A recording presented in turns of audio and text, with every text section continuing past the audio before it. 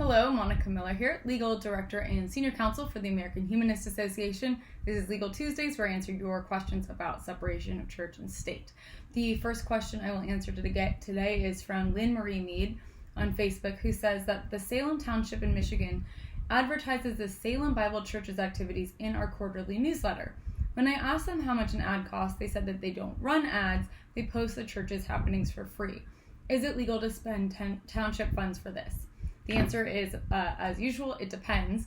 It depends on whether the newsletter, the township, has a forum for private speech and basically runs all of any sort of nonprofit or church that comes to them and says, will you run our activities?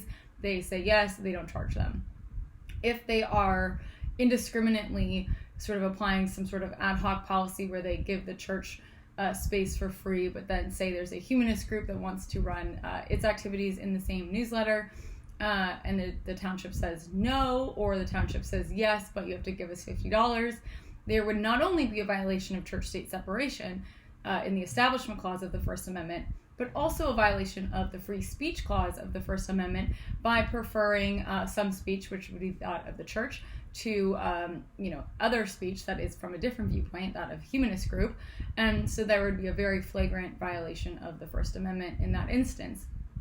If, on the other hand, the humanist group says, please post our activities, and the church says, please do ours, and there's no charge for either group, that's fine, that's legal. So it really depends on how they are applying, whether it's a written policy or if it's an sort of just ad hoc situation, whether they are doing that even-handedly.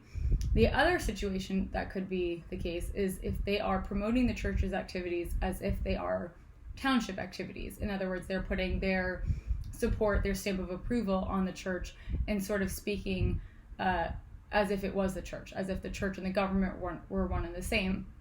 So if they have township activities and then they say, under township activities, come to this church banquet, that would be a clear violation of the Establishment Clause for the government to be promoting church activity in a way that does not treat the church as a separate and distinct entity. So if you want us to look into this further, by all means, send me an email with a copy of a few newsletters or policy, or we can dig into that if you can't.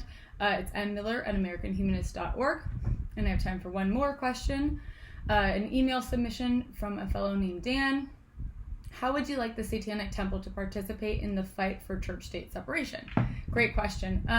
They actually do a pretty great job, and we work closely with them in some of our endeavors. We actually have a case right now in Arkansas where we are both challenging the giant Ten Commandments monument that has been put up on Capitol grounds. I think they do a great job in smaller communities, sort of highlighting sort of latent discrimination. So one example would be this newspaper. Let's just say that for a while the church was the only group in town seeking to run ads. There's a local Satanist group, let's just say.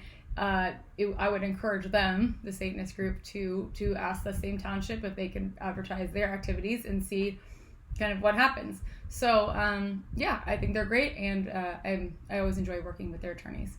So that's all I have time for today, but stay tuned till next Legal Tuesdays.